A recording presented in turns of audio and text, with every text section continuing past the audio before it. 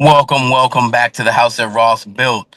Today, we're going to be talking about a very relevant and important topic: tariffs. How to deal with tariffs as an investor, a real estate investor, or an investor in general. Okay, so here's some of the things that I've been doing, and some of the other things that I've heard from other people. So we know that the tariffs are going to affect investing. We know they're going to affect real estate. More probably than other investments. But and here's why. So with these tariffs that they're going on, we get a lot of our building products from Mexico, and some of our electronics and so on and so forth from China, obviously, and other countries. So when the tariffs that are happening now are already making the prices increase. So what that's going to happen is the prices are going to get higher because these companies don't want to lose money. If you've been watching the news, a lot of companies been losing money. Even Walmarts have been shutting down certain areas. Is because of the tariffs are outpricing them, and unless they raise their prices extremely high, which is not a model for a lot of companies, they have to go out of business. They have to go out of business because if the store's not performing, making them profit, then it doesn't make sense for them to go into business. So here's a great tip that, like I said, that I'm using and that'll definitely be helpful to you as a real estate investor. And then we'll talk more about the business investor. But this really applies to if you have any business that sells a product or even a service. So with real estate in particular, if you're a builder, rental properties, flipper, what you want to do is specifically, you want to go, if you don't have a place already to store materials, go and get you a small storage unit from a local storage company.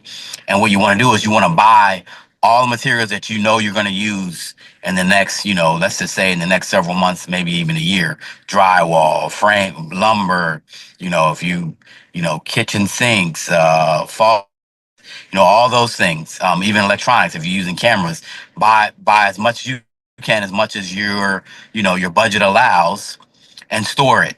Because what's going to happen is those prices go up. It's going to affect our cost at the end because we're paying more for materials, just like any other company, right? So, and because of what the market is doing, as far as the real estate market is doing, it's a buyer's market. So you're not going to really be able to raise your prices on the end, as to sell it to somebody, because the market is slow. It's a buyer's market, so somebody's going to go with somebody that has a cheaper price. So to kind of curve that, if you buy your materials now before they get too expensive, you can still keep your same prices, right? And then you already have the materials that you need, at least most of them, 80 to 90% of the materials that you need before the prices get too high.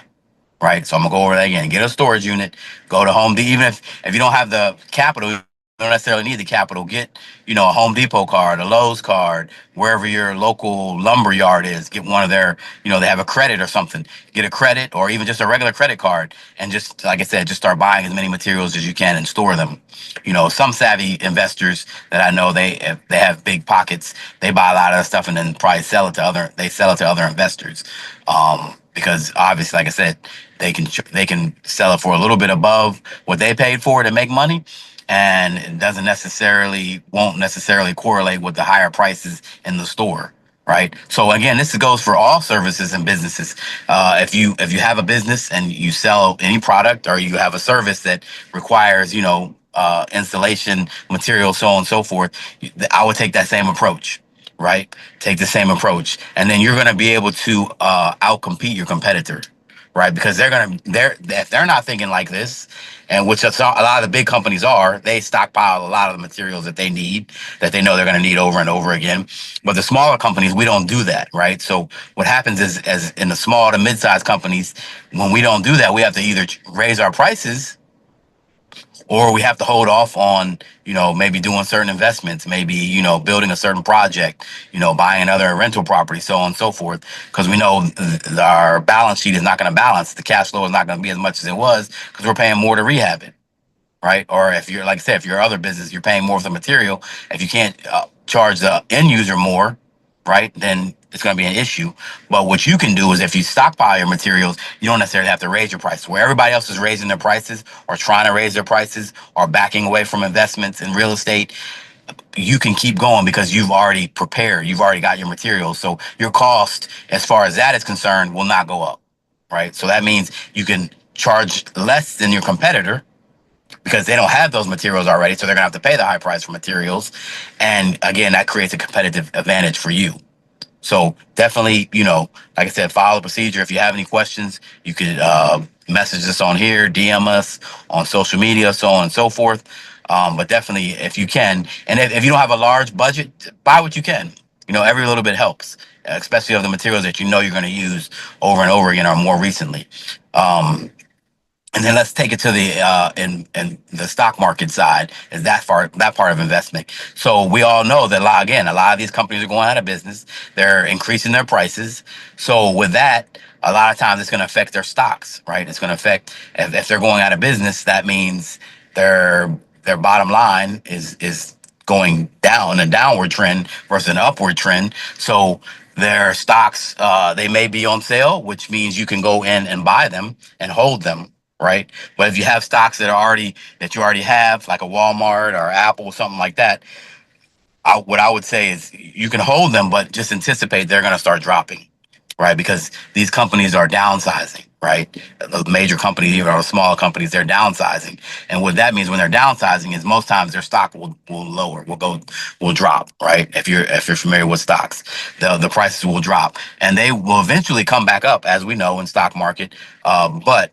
Uh, what the benefit, how you can benefit from that from the stock market is as they once they start dropping, once these businesses start reporting, losses for the months, the year, so on and so forth, and their stock price starts dropping, you can get in and go and buy it. Now it's going to be a long term, right? Because the price is probably not going to go back up for a while, so you have to anticipate, I'm going to buy this stock and sit on it until things get better, they clear up this tariff issue, so on and so forth, and then once all that happens, the stock will start going back up, and you would have had made the money because you bought it right. Just like in real estate, any investment, when you buy it right, it's at some point you're going to be able to profit and make money off of it.